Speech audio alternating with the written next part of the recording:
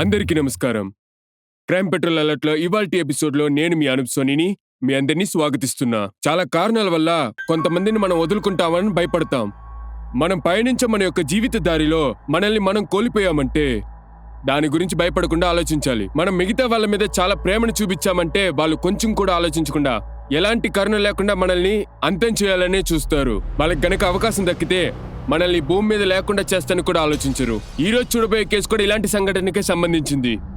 ఈ క్రైమ్ గురించి మనతో మాట్లాడటానికి famous crime reporter Sahil Joshi వస్తారు. నమస్కారం, నేను మీ సాహిల్ జోషిని. క్రైమ్ పెట్రోల్ అలర్ట్ ఈ ఎపిసోడ్ కి మీకు స్వాగతం పలుకుతున్నాను. మీరందరూ ఈ కేసు గురించి తెలుసుకోవడానికి చాలా ఆసక్తిగా ఉన్నారని నాకు అనిపిస్తోంది. ఈ దేశంలో ఉన్న వాళ్ళందరూ వాళ్ళ ఇష్ట ప్రకారం టీవీని చూడలేరు, వాళ్ళకి నచ్చిన భోజనాన్ని తినలేరు. అంతేకాదు ఇంటి నుండి బయటికి కూడా వెళ్లలేరు. ముఖ్యంగా ఇంట్లో కరెంటు కూడా ఉండదు. ఆ సమయంలో మీరు ఎలా ఫీల్ అవుతూ ఉంటారు? ఖచ్చితంగా మీకు ఊపిరి ఆడినట్టు ఉంటుంది. ఇలాంటి పరిస్థితి మిమ్మల్ని జైల్లో ఉంచినట్టు ఫీల్ అయ్యేలా చేస్తుంది. కానీ కొన్ని విషయాలు మీకు తెలిసే అవకాశమే లేదు. మన దేశంలో ఇదే విధంగా కొంతమంది ఇలాంటి జీవితాన్ని జీవించే పరిస్థితుల్లో ఉన్నారు. ఇలాంటి వాళ్ళ గురించి మీకు తెలియదు. ఇది వాళ్ళ జీవిత పోరాటం. వాళ్ళు ఎదగాలనుకున్నప్పుడు హత్యకు గురవుతున్నారు. వాళ్ళు చనిపోయిన తీరు తెలుసుకున్నాక మనం ఆశ్చర్యపోవాల్సి వస్తోంది. ఇలాంటి ఘోరమైన సంఘటనల వల్ల మనం చాలా భయపడుతున్నాం. ఇలాంటి నేరాలు చేసే నేరస్తులకి కఠినమైన శిక్ష విధించాలి. కానీ ఈ నేరాన్ని చూశారు అంటే మీకు చాలా దారుణం అనిపిస్తుంది.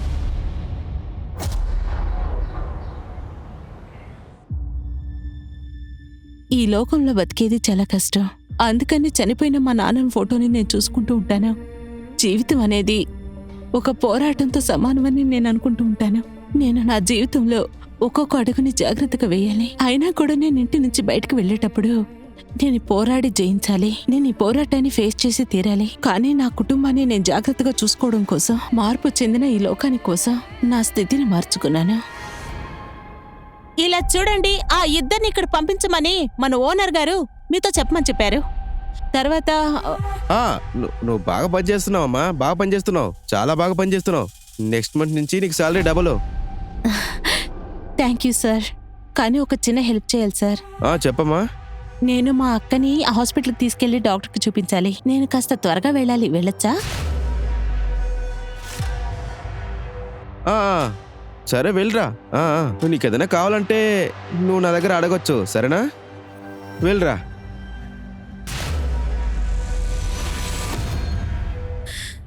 సుగంధ, ముందేమో నా మొగ్గుడే నన్ను కట్టిపెట్టి ఉంచడనిపించేది, కానీ ఇప్పుడు ఈ బిడ్డేమో నన్ను ఇలా చేసేసింది.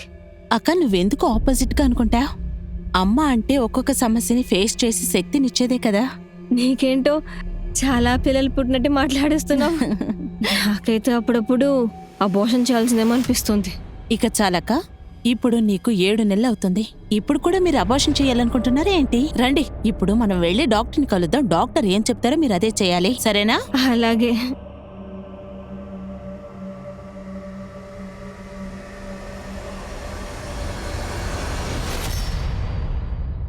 మీ కంపెనీ బాండ్ చాలా చండాలంగా ఉంది.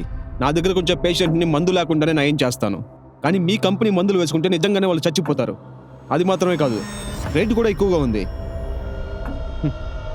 అనవసరంగా నా టైం వేస్ట్ చేయకండి, మీరు వెళ్ళొచ్చు. డాక్టర్ సార్, దయచేసి కోప్పడకండి. ఇదిగో చూడండి, మాకు డాక్టర్కి మధ్య మంచి బంధమే ఉంది. మీరు గనక మాకు సపోర్ట్ చేశారంటే దానికోసం ఎంత డబ్బైనా మీకు ఇస్తానికి మేము సిద్ధంగా ఉన్నాం. అది మాత్రమే కాకుండా మీ యొక్క హాస్పిటల్ అయితే మోడర్న్ గా చేసిస్తాం. ఓ అలాగా? ఇంకా ఏమేం చేస్తారు? అయ్యో డాక్టర్ సార్, మీరు ఏమైనా అడగండి. ఇదిగో డాక్టర్ సార్, నేను ఇచ్చే టాబ్లెట్స్ కనుక మీరు తీసుకున్నారంటే మనసు ఆరోగ్యం చాలా కుదుటగా ఉంటాయి. నేను ఇప్పుడు బాగా కోప్పడి మిమ్మల్ని చెయ్యి చేసుకోక ముందే ఇక్కడి నుంచి వెళ్ళిపో.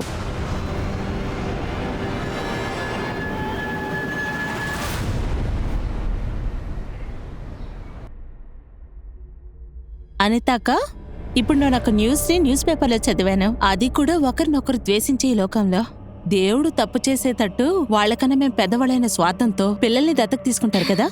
అర్థమైంది, అందుకే ఇదంతా చేస్తున్నాను కదా. మీరు మంచి పని చేస్తున్నారు. అమ్మో, క్లాసులు కూడా ఆపు. నాకు అర్థమైంది, ఈ పిల్లలైనా పుట్టాల్సిందే. కానీ దీని తర్వాత నేను జితేందర్కి డివోర్స్ ఇచ్చేస్తాను. అరే, నువ్వేం చెప్తున్నావమ్మా? నీ హస్బెండ్ లేకుండా నువ్వు నీ పిల్లలు ఎలా బ్రతకగలరమ్మా?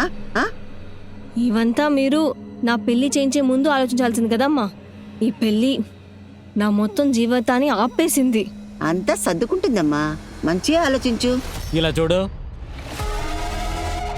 అరే అల్లుడు గారు, రండి రండి. మేం మీ గురించే మాట్లాడుతున్నాం. రండి, కూర్చోండి. తిడుతూనే ఉంటారు. అలాగంతా కాదు అల్లుడు గారు, మీరు నన్నేం పొగడరు కదా. కూర్చోండి. ఇలా చూడు, బిడ్డను కనడం కోసమని నువ్వు ఇక్కడికి వచ్చి కూర్చున్నావు, కానీ మన ఇంట్లో ఉన్న పనులన్నీ నేనే చూసుకుంటున్నాను. నువ్వు మళ్ళీ ఇంటికి వచ్చేయాలి, అర్థమైందా? అల్లుడు గారు, తిను మీ భార్య, మీరు తీసుకెళ్ళొచ్చు. ముందు మీరు కూర్చోండి. ఇలా చూడు, ఖచ్చితంగా మన ఇంటికి రావాలి. బావగారు, అక్క డెలివరీ అయ్యేంత వరకు అక్క ఇక్కడే ఉంటారు. ఈ విషయం గురించి మీతో చాలాసార్లు మాట్లాడాను. మీరు ఎప్పుడు చూసినా తాగుతూ ఉంటారు. అలా ఉన్నప్పుడు అక్కని ఎలా చూసుకుంటారు? నువ్వు కాస్త నోరు మూసుకుంటావా? మీ అక్క భర్తతోటి ఎలా మాట్లాడాలో కూడా తెలీదా? కాస్త మర్యాద నేర్పించండి. ఎందుకు నీ బావతో ఇలా మాట్లాడుతున్నావు? నీ బావ సరిగ్గానే చెప్తున్నారు. మన సాంప్రదాయం ప్రకారం నీ మొదటి కానుపు భర్త ఇంట్లోనే జరగాలి. వెళ్ళు, నీ బావకు టిఫిన్ రెడీ చెయ్యి. నాకు ఆల్రెడీ లేట్ అయిపోయింది, కావాలంటే మీరు రండి. వస్తానమ్మా, వస్తాను. వెళ్ళు, కూర్చోండి అల్లుడు గారు, కూర్చోండి.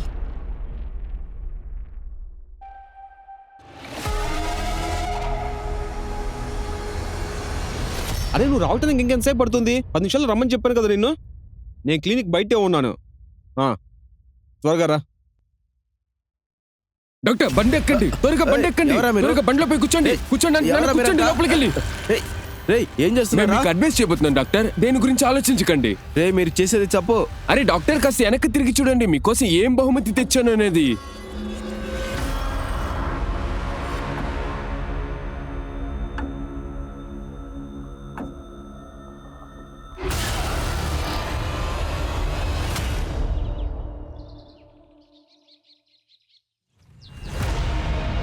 అవును, నువ్వు ఇంత అర్జెంట్గా ఎక్కడికి వెళ్తున్నావు? సరే, నా బండిలో కూర్చో, నేను డ్రాప్ చేస్తాను. అరే ఇక్కడ చూడు. రాఖీ, రాఖీ. అనిత అక్క, మీరా? సుగంధ ఇంకా ఇంటికి రాలేదు. నువ్వు తను చూసావా పనిలో? లేదక్క, నేను కొన్నాళ్ళుగానే మనోహర్ దగ్గర పనిచేయడం లేదు, దేవాశంకర్ గారి దగ్గర పనిచేస్తున్నాను. కావాలంటే మనోహర్ అనే అడగండి. హలో హలో, నేను సికందర్ని మాట్లాడుతున్నాను, సుగంధ బావని. తను పని అయిపోయాక ఇంటికి రాలేదు. ఎక్కడికి వెళ్ళిందో తెలుసా?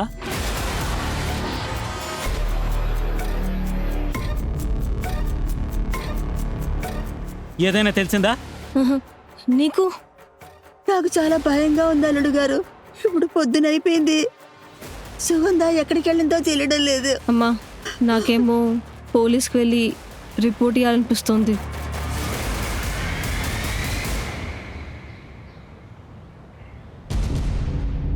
సుగంధ ఏం పని చేస్తుంది? తను మనోహర్ సేట్ దగ్గర సూపర్వైజర్గా పనిచేస్తుంది. నిన్న ఆవిడ పనికెళ్ళిందా? అది అవును సార్, నేను నిన్న మనోహర్ సెట్తో ఫోన్లో మాట్లాడాను. నిన్న పొద్దున లేటుగా పనిలోకి వచ్చిందని చెప్పారు, కానీ ఏదో కొత్త కథలు చెప్తున్నారు సార్. ఏం కాదు చెప్పారు? సుగంధి 50,000 తీసుకొని అక్కడిచ్చి పారిపోయింది అంటున్నారు. సుగంధాల ఎప్పటికీ చేయదు సార్. అతను అబద్ధం చెప్తున్నాడు సార్. నాకు అతని మీద అనుమానంగా ఉంది సార్. సుగంధ మొబైల్ నెంబర్ ఇవ్వండి. తన దగ్గర ఫోన్ లేదు సార్. సార్, మా అమ్మాయిని కనిపెట్టండి సార్, నాకు చాలా భయంగా ఉంది. మీరు భయపడద్దు, మేము ఖచ్చితంగా కనిపెడతాం. సుమంత నా డబ్బు తీసుకొని పారిపోయిందని మీకు ఎప్పుడు చెప్పాను? తన మావయ్యకి మీరేం చెప్పారు? వాళ్ళ మావయ్య దగ్గర ఏం చెప్పానంటే, పనిచేసే వాళ్ళకి డబ్బులు ఇవ్వడానికి 50,000 ఇచ్చానని చెప్పాను. దీంట్లో 50,000 ఉన్నాయి. ఇక్కడ పనిచేసే వాళ్ళకి డబ్బులు ఇచ్చాయి. ఆ అమ్మాయిని రబ్బర్ మిల్ రోడ్లోనే వదిలాను, కానీ సార్ తను సైట్కి వెళ్ళనే లేదు. నాకు చాలా భయంగా ఉంది సార్. ఆ అమ్మాయి దగ్గర 50,000 డబ్బులు ఉన్నాయి. ఒకవేళ ఆ డబ్బు కోసం ఆ అమ్మాయిని ఎవరైనా కిడ్నాప్ చేసి ఉంటే? ఈయన 50,000 గురించి బాధపడట్లేదు, సుగంధ గురించే బాధపడుతున్నారు. ఇతను చెప్పడంలో ఎంత నిజం ఉందో తెలుసుకోవాలి. ఇతను ఆ అమ్మాయిని ఎక్కడ దింపారో అక్కడికి వెళ్ళి తెలుసుకోండి. అక్కడ పనిచేసే వాళ్ళ దగ్గర విచారించండి.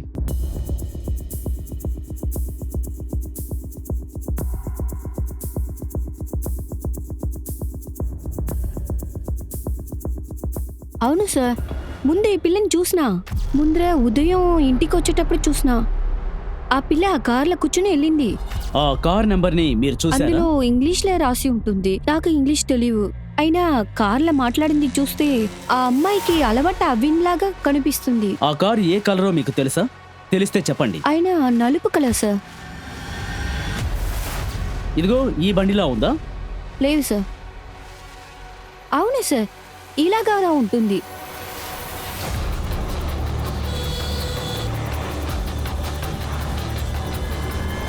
సుగంధ ఒకరితో బ్లాక్ కార్లో వెళ్ళింది. ఇంతకీ అతను ఎవరు? ఎవరి దగ్గర నల్ల కారు ఉంది? లేదు సార్, సుగంధ ఎవరితోటో కార్లో ఎందుకు వెళ్తుంది? మీ ఏదో తప్పుగా అనుకుంటున్నారు. సుగంధ ఎవరన్నా లవ్ చేస్తుందా ఏంటి?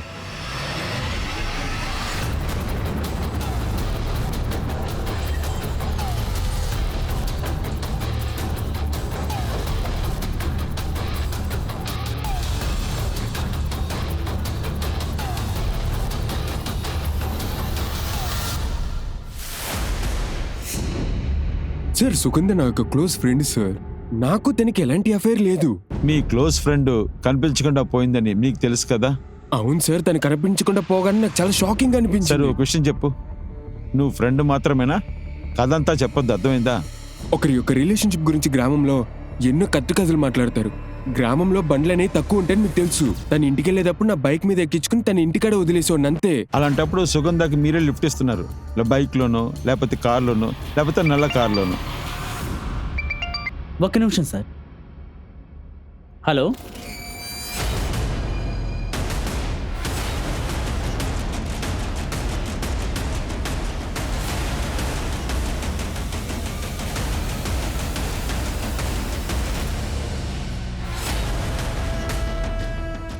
ఆ అమ్మాయిని ఎక్కడ దాచిపెట్టారు? మీ ఇద్దరు ఆ అమ్మాయిని ఏం చేశారా?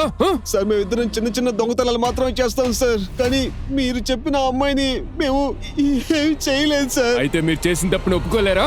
సార్, కొట్టు వాళ్ళని. సార్, కొట్టండి సార్, సార్. హలో హలో, ఎవరు మీరు? సుగంధ, సుగంధ, అమ్మా సుగంధ, నువ్వు ఎక్కడున్నావు? ఎక్కడున్నావు అమ్మా? మీ సుగంధ ప్రాణాలతోనే ఉంది. మీరెవరు? నేను తనతో ఒక్కసారి మాట్లాడాలి ప్లీజ్, ఒక్కసారి మాత్రం. తను ఖచ్చితంగా వచ్చి మిమ్మల్ని కలుస్తుంది. మళ్ళీ ఇంకో విషయం, మీరు కంప్లైంట్ ఇచ్చింది వాపస్ తీసుకోండి. మీ వ్యూహం సరైందే సార్. ఊరి ప్రజలు దాన్ని ఏలియన్ అనుకున్నారు. అది పసికందు దేహమని. సుగంధ ఒక ఫ్యామిలీ వచ్చారు సార్. వాళ్ళకి ఎవరు ఫోన్ చేసి సుగంధ ప్రాణాలతో ఉందన్నారు. సార్, ఊపిరి పీల్చుకునే శబ్దం నాకు ఫోన్లో వినిపించింది. అది ఖచ్చితంగా సుగంధానే, కానీ తను నాతో మాట్లాడలేదు. ఒక మగవాడి గాత్రం వినిపించింది. తన ఫోన్లో సుగంధ ఇక్కడే ఉంది, ప్రాణాలతోనే ఉంది అని చెప్పాడు. ఆ వాయిస్ ఎవరిది? ఏదైనా ఐడియా ఉందా? ఆ వాయిస్ మీకు తెలిసిన వాళ్ళదా? సార్, నాకు చాలా భయం వేస్తుంది సార్. సార్ ఇదంతా పెద్ద కుట్ర. అలాగా? ఏంటి అప్పన్నాగం? అదేంటంటే మీరే కనిపెట్టాలి సార్. నాకెలా తెలుస్తుంది సార్? ఇలా చూడండి, మా అత్తయ్యకు ఒంట్లో బాగోలేదు సార్. ఏ నంబర్ నుంచి ఫోన్ వచ్చింది? ఆ నంబర్ ఇవ్వండి. ఇస్తున్నా సార్.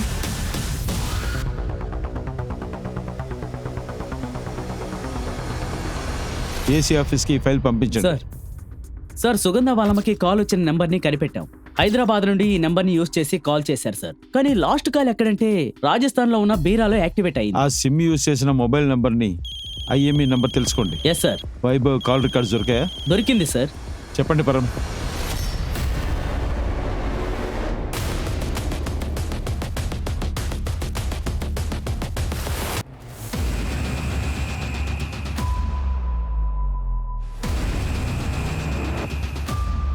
ఏంటి, సుగంధ ప్రెగ్నెంట్ గా ఉండిందా? ఏంటి మాట్లాడుతున్నారు సార్ మీరు? సార్ సుగంధ కేసుని దిశ మార్చాలనుకుంటున్నారా? మోసం చేస్తారా? పోస్ట్ మార్టం రిపోర్ట్లో ఏముందో అది చెప్తున్నాం. సుగంధ కడుపు కోసి ఎలాగైతే ఆ బిడ్డను బయటికి తీశారో ఎలాగో పక్కాగా పగ సాధించారు. మీకు ఎవరి మీద అనుమానం ఉందా? అమ్మా ఏమైంది? ఎందుకేం చెప్పట్లేదు మీరు? భయపడకుండా చెప్పండి. కుల్దీప్ సిసోడియా. ఎవరతను? వేరే జాతిలో చాలా పెద్దవాడు సార్. సుగంధ నాన్న వాడి దగ్గర పనిచేస్తుండేవారు. మీరు పోలీస్ స్టేషన్లో కంప్లైంట్ ఇచ్చారా? కంప్లైంట్ ఇవ్వడానికి ప్రయత్నించాం సార్. మీ కానిస్టేబుల్ మాత్రం స్టేషన్లో ఉన్నారు. ఈ విషయం గురించి ఆయనకు బాగా తెలుసు. సార్, మేము చెప్పేది అవును, కాస్త అమ్మాయికి ఏం వినండి కావాలంట? సార్, కుల్దీప్ మిగిల్చిన నీళ్లు మా నాన్న తాగినందున కుల్దీప్ మనుషులు వచ్చి మా నాన్నగారిని చంపేశారు సార్. ఆయన ఇప్పుడు ప్రాణాలతో లేరు. కుల్దీప్ మీద కేసు పెట్టేందుకోసం సుగంధ చాలా రోజులుగా అందరినీ చేర్చి సాక్ష్యాలు తెచ్చుకుంటూ ఉండింది. నాకేమో కుల్దీప్కి ఇవంతా తెలిసిపోయింది అనిపిస్తుంది. వాడు సుగంధాన్ని చంపేసాడేమో.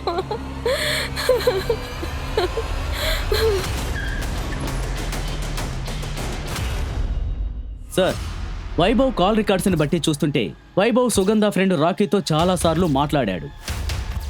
అలా అంటే వైభవ్ ఒకరినొకరు తెలియకుండా లవ్ చేశాడా ఏంటి? రాకీ తన్ను లవ్ చేస్తున్నారని సుగంధకు తెలిసే అవకాశం ఉంది. అందువల్లే వైభవ్ సుగంధాన్ని ఇలా చూడండి, మనం రాకీని వెంటనే కలవాలి.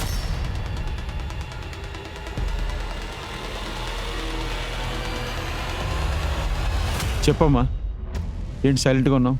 వైభవ్ తెలుసా నీకు? అవును సార్.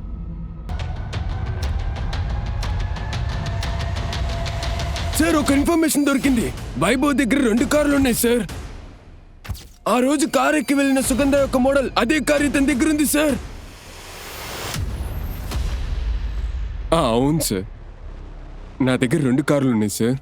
కానీ నేను సుగంధాన్ని ఎక్కించుకునే లేదు సార్. సుగంధ నీ వల్లే ప్రెగ్నెంట్ అయిందా ఏంటి? కాదు సార్. నీకు తెలుసా నీ డిఎన్ఏ శాంపిల్ ఎందుకు తీసామని? ఇప్పుడు నీకు అర్థం ఏంటుందే. నీకు విషయం వివరంగా చెప్తాను. నువ్వు అబద్ధం చెప్పినా సరే, నిజం చెప్పినా సరే, నేను ఖచ్చితంగా కనిపెట్టేస్తాను.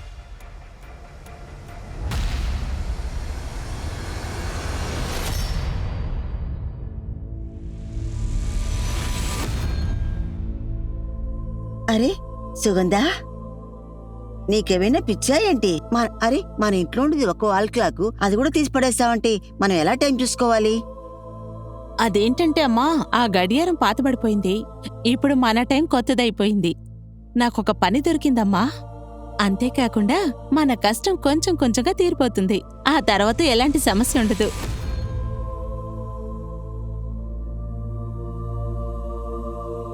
మా ఇంకా ఎప్పటి వరకు ఇది చూస్తూ ఉంటావు ఇలా? నీ ఇప్పుడు ఇది తీసి విసిరేస్తాను చూడు. అలాగా అమ్మా, వాల్ క్లాక్ మాత్రమే కాదు, బట్టలు, పాత్రలు, ఇంకా ఉండేవి మొత్తం విసిరిపారాయి.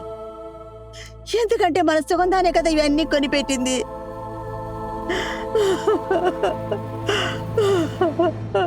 మీరు డిఎన్ఏ రిపోర్ట్ తీసుకున్న వెంటనే అప్డేట్ సార్. చేయండి. సార్, రాకీ 3 నెలల ఫోన్ రికార్డ్స్ని నేను బాగా చెక్ చేశాను సార్. తను చెప్పినట్టుగా రాకీ ఫోన్ ద్వారానే సుగంధ వైభవ్తో మాట్లాడింది. సరిగ్గా చెప్పారు. రాకీ ఫోన్కి రేవా శంకర్ అనే పేరుతో ఫోన్ వచ్చింది. రేవా శంకర్? ఏ రేవా శంకర్? రాకీ ఆ రేవా శంకర్ దగ్గరే పనిచేసేవారు. అంతేకాకుండా సుధా రేవా శంకర్ దగ్గర 2 నెలల క్రితం పనిచేస్తూ ఉండేదట. 2 నెలల క్రితం సుగంధ తన దగ్గర జీతం తీసుకోకుండా చెప్పా పెట్టకుండా పని మానేసిందట. మనోహర్ దగ్గర పనిలో చేరిందట. రాకీ ఫోన్కి రాత్రి 8:15కి వైభవ్కి ఫోన్ చేసి సుగంధతో మాట్లాడారు. ఈ కాల్ రాత్రి 8:30 దాకా జరిగింది. వాళ్ళు మాట్లాడిన తర్వాత రేవా శంకర్ కంటిన్యూగా ఫోన్ చేస్తూ ఉన్నాడు. ఈ కాల్ని చూశారంటే 8:30 నుంచి 8:50 దాకా జరిగింది. సార్, ఆ ఫోన్ కాల్స్ ప్యాటర్న్ చూస్తుంటే అన్నీ ఒకేలా ఉన్నాయి కదా సార్? ఒకవేళ రేవా శంకర్ రాకీ లవ్ చేసుకుని ఉంటే ఈ ఇద్దరు కూడా ఒకరికొకరు మాట్లాడుకుంటూనే ఉన్నారు. మీరు ఒక పని చేయండి, రాకీ ఫోన్ తీసుకురండి, దాని డేటా చెక్ చేయండి. వాళ్ళలో ఏం లింక్ ఉందని మన ఫోన్తో కనిపెట్టచ్చు.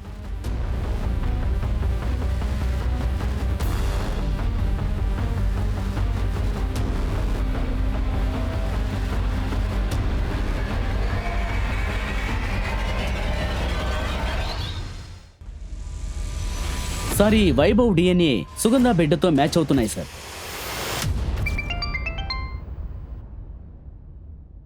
పరం చెప్పండి సార్, మేము వైభవ్ని అరెస్ట్ చేస్తానికి వచ్చాం. ఇక్కడికి వచ్చాక తెలిసింది తను సూసైడ్ చేసుకున్నాడని. ఏంటి?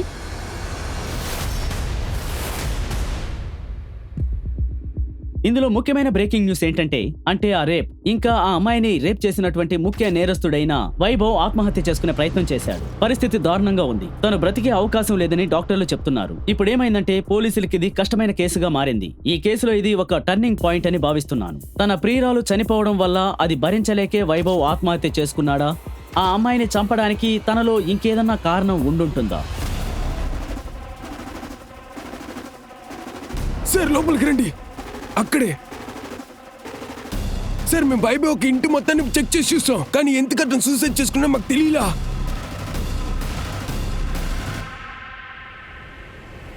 డాక్టర్ అవస్థి, ఇప్పుడు ఆయన ఎలా ఉన్నారు? సార్, అతను చాలా పాయిజన్ మాత్రలు తిన్నాడు. మేము అన్ని పాయిజన్ టాబ్లెట్ని బయటికి తీసేసాము. అతను ఎప్పుడు నార్మల్ అవుతాడని మా వల్ల చెప్పను కుదరదు. వైభవ్ పరిస్థితి దారుణంగా ఉంది. బాధపడి విషం తాగి ఇలా చేసుకున్నాడా ఏంటి, లేకపోతే వేరేదిన విషయమా? సార్ మీరు ఫరూక్ ఆకాష్ డీటెయిల్స్ కావాలన్నారు. తెలిసే సార్, ఫరూక్ గురించి ఇన్ఫర్మేషన్ నాకు దొరికింది సార్.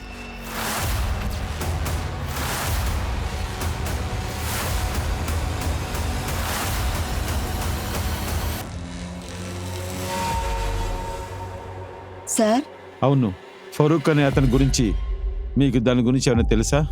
సార్ అదేంటంటే అనిత పెళ్లికి ముందు తన అడితను పాడు చేయాలని చూశాడు.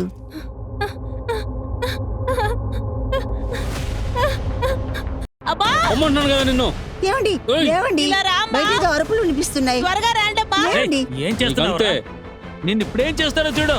రేయ్ రేయ్, ఏం చేసావురా? నా కూతుర్ని ఏం చేసావు? చెప్పరా చెప్పు. అప్పుడు మేము ఉన్న పరిస్థితిలో కానీ తను చచ్చిపోతాడని అప్పుడు మేము ఎవరో అనుకోలేదు సార్. అవును సార్, సాతని తీసుకెళ్లేటప్పుడు వాడు చనిపోయాడు సార్. మీరు ఎందుకు పోలీసులు కంప్లైంట్ చేయలేదు? సార్ సుగంధ వాళ్ళక్క, అతను సుగంధ వాళ్ళక్కని రేప్ చేయడానికి ప్రయత్నించారని చెప్పారు సార్. ఆ కారణం వల్ల మా వాళ్ళెవరూ మాకు సహాయం చేయడానికి రాలేదు సార్. వాడిని శ్మశానంలో పూడ్చిపెట్టడానికి చోటు దొరకలేదు. నేనతన్ని నా చోట్లోనే అతన్ని పూడ్చిపెట్టాను సార్. అందువల్ల నువ్వు పోలీస్ స్టేషన్లో కంప్లైంట్ చేయలేదా? సరే, ఒక విషయం చెప్పు. నీ తమ్ముడు చనిపోయినందుకు నువ్వు చాలా బాధపడ్డావు కదా. తన మీద పగ సాధించాలనుకున్నావు. నీ తమ్ముడు చావు కారణమైనందుకు నువ్వు అనితని కిడ్నాప్ చేశావు, ఆ తర్వాత రేప్ చేశావు, ఆ తర్వాత మర్డర్ చేశావు. ఇంకా అదే సార్ కాకుండా మేమిద్దరం చిన్న చిన్న దొంగతనాలు చేస్తాం, నిజం సార్. కానీ ఇంతవరకు మేము ఎవరిని రేప్ చేయలేదు సార్. సార్ మేము చెప్పేది నిజమే సార్. సార్ వైభవ్ కళ్ళు తెరిచాడు సార్. సుగంధ కడుపులో ఉన్న ఆ బిడ్డ తను నా బిడ్డ అని తెలిసింది సార్. అందువల్ల నువ్వు సుగంధ జీవితంతో ఆడుకున్నావు. సుగంధ నీ మీద కంప్లైంట్ చేయకూడదు అనుకున్నావు. అందువల్ల నువ్వు తనకన్నా ముందే లేదు సార్, నేను సుగంధాన్ని ఏమార్చాలనుకోలేదు. మేమిద్దరు ప్రాణానికి ప్రాణంగా ప్రేమించాం. అవును, నువ్వు ఎందుకు ఇట్లా భయపడుతున్నావు? మనిద్దరం ప్రేమించుకుంటున్నాం కదా. మనం ప్రేమించుకునే విషయం ముందర మీ అమ్మకి చెప్పాక తర్వాత మా అమ్మకి చెప్దాం, సరేనా? నువ్వు మా అమ్మ దగ్గర చెప్పాలనుకుంటే దారాళంగా చెప్పు, కానీ మా ఇంట్లో ఒప్పుకుంటారో తెలియట్లేదే. నేను జాతి కులాన్ని చూడని నీకే తెలుసు కదా. నాకు నువ్వు మాత్రమే కావాలి. నేను గాఢంగా ప్రేమిస్తున్నా. మనిద్దరం పెళ్లి చేసుకుందాం. ఆ తర్వాత మేము ఒక్కటిగా ఉన్నాం సార్. ఆ రోజు తను గర్భంగా ఉన్న విషయం మాకు తెలిసొచ్చింది. సుగంధ, నువ్వు భయపడకు. నేను నీ తోడే ఉన్నాగా. నేను నిన్ను మన బిడ్డని జాగ్రత్తగా చూసుకుంటా.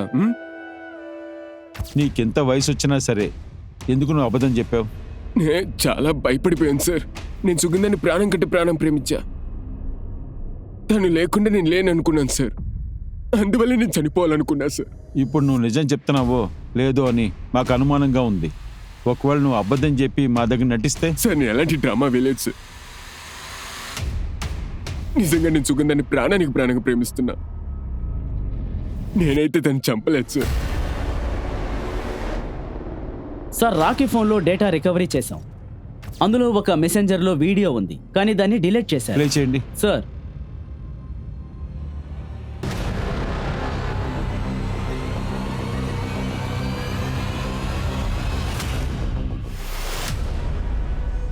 ఈ వీడియోలో ఉన్నది నిజమా? ఈ రేవా శంకర్ నిన్నెందుకు బ్లాక్మెయిల్ చేశాడు? ఈ వీడియో పంపించిన రేవా శంకర్ నిన్ను బెదిరించాడని కూడా తెలుసు మాకు. నువ్వు తన దగ్గరికి పనికి వెళ్ళకపోతే ఈ వీడియోలు నెట్లో పెడతానని బెదిరించాడు కదా. ఇటు చూడు, దీనివల్ల నీకే మంచిది. నీ పని మాత్రం చెయ్యి, చాలా డబ్బులు వెనకేసుకోవచ్చు. ఎలా సంపాదిస్తున్నావు అనేదే చాలా పెద్ద పని. ఇప్పుడు దాంట్లో నువ్వు గెలవాలి. నువ్వు ఈ పనులు చేస్తూ చాలా డబ్బులు సంపాదించాలి. సార్ అప్పుడు అందుకే ఓకే చెప్పేసిన. మొదట అందరినీ పాలీనగర్కి తీసుకెళ్లారు.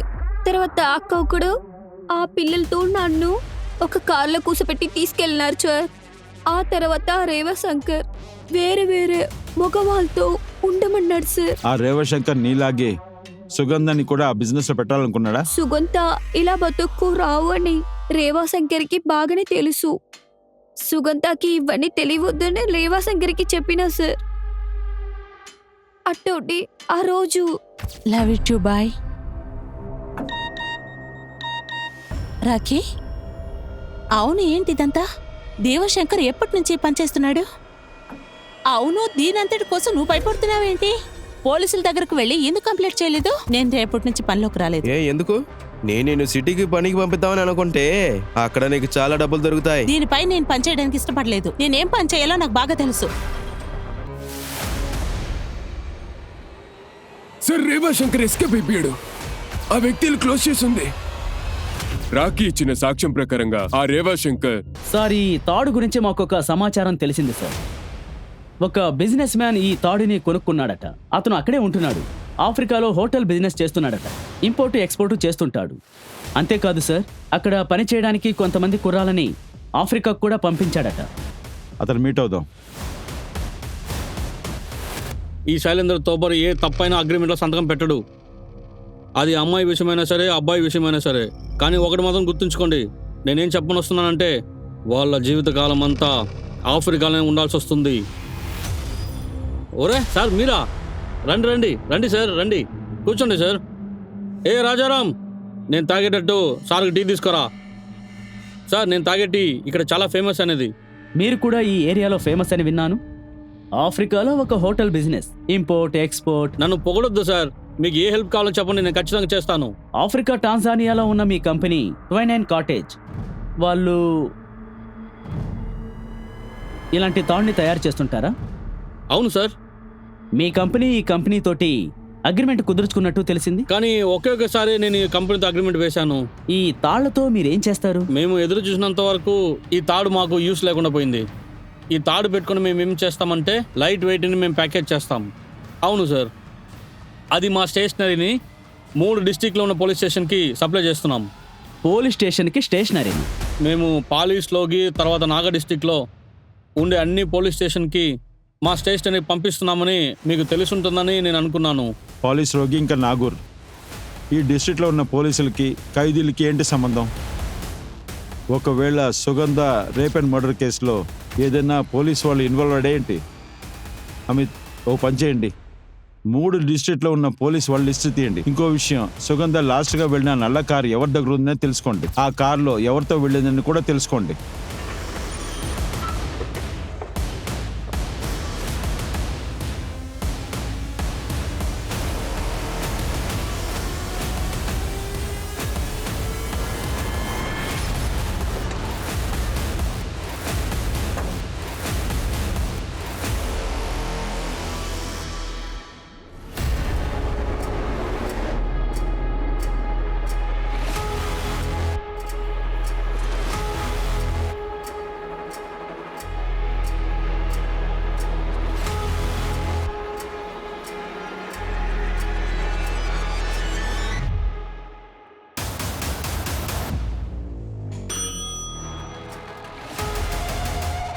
సార్, పిలిచారా?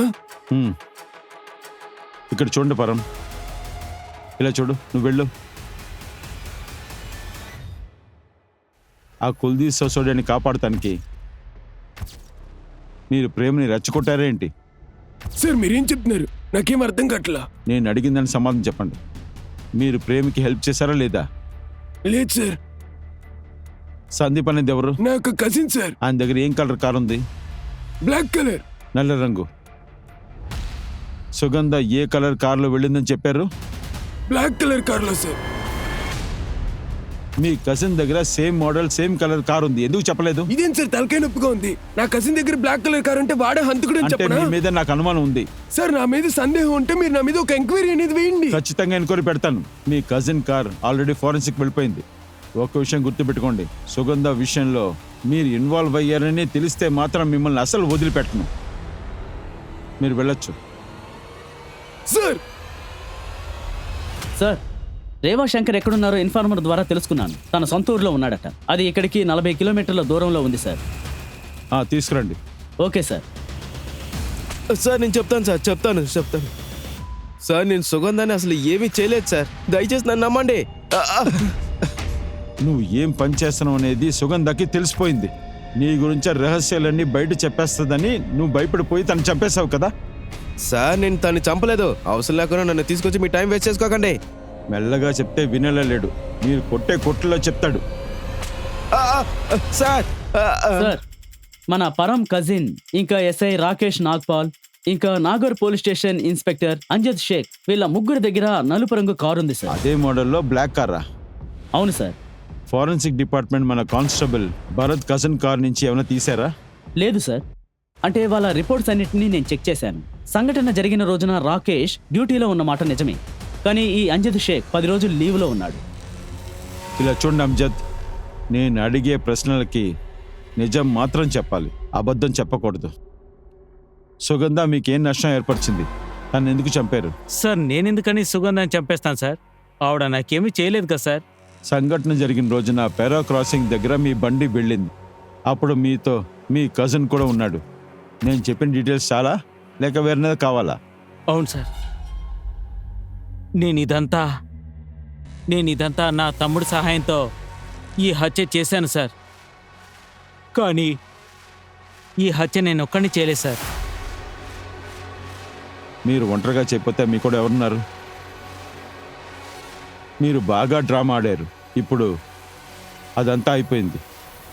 చెప్పండి. నేను సాస్ ప్రేమించుకున్నాం సార్. ఆ రోజు మేము పారిపోదాం అనుకున్నాం, కానీ అప్పుడే సుగంధ నన్ను సాత్తో చూసేసింది. అక్క, ఎవరెత్తను? అమ్మా, అమ్మా, సుగంధ, సుగంధ, అమ్మా ఏమైందమ్మా? ఎవర్రా నువ్వు ఇప్పుడే చావు? ఇక్కడ నీకేం పని? నీకేం పని? పోరా, వెళ్ళరా, వెళ్ళు. నేనేం చేస్తావో చూడు. ఆ రోజు సుగంధ వాళ్ళ సాత్ని అతి కాకుండా మా నాన్న వాడి మీద రేప్ కంప్లైంట్ కూడా వేసేస్తారు. ఇదంతా సుగంధ వల్ల మాత్రమే అయింది. నా జీవితం ఒక నరకంలో అయిపోయింది. ఇదంతా సుగంధ వల్లనే. అందుకే నేను దాన్ని కూడా నరకాన్ని పంపించాలనుకున్నాను. మీరు ఈ హత్య చేసింది మీ చెల్లెల్ని. తను ప్రెగ్నెంట్ అని తెలుసు కదా? అవును, తను ఒకసారి ప్రెగ్నెన్సీ మెడిసిన్ తీసుకున్నది నేను చూసేసాను. అప్పుడే నాకు అర్థమైపోయింది ఇది వైభవ్ యొక్క పిల్లాడే అయి ఉంటాడని. నాకు అప్పుడే తను ఏదైనా చెయ్యాలనిపించింది. ఇంకా అంజద్ భాయ్ కూడా సార్థ్ కోసం తను ఏదైనా చేయాలనుకున్నాడు. అందుకే ప్లాన్ ప్రకారం ఆ రోజు మేము సుగంధాని కార్లో కలిసాము. అరే మీరా? అవును, ఇతనెవరు? ఇది అంజద్ భాయ్, జితేంద్ర ఫ్రెండ్. సడన్ గా నాకు తల తిరిగినట్టు అనిపిస్తే ఆయన నన్ను హాస్పిటల్ తీసుకెళ్తున్నారు. నువ్వు వస్తావా? మీకేం పర్వాలేదు కదా? సరే, వస్తాను.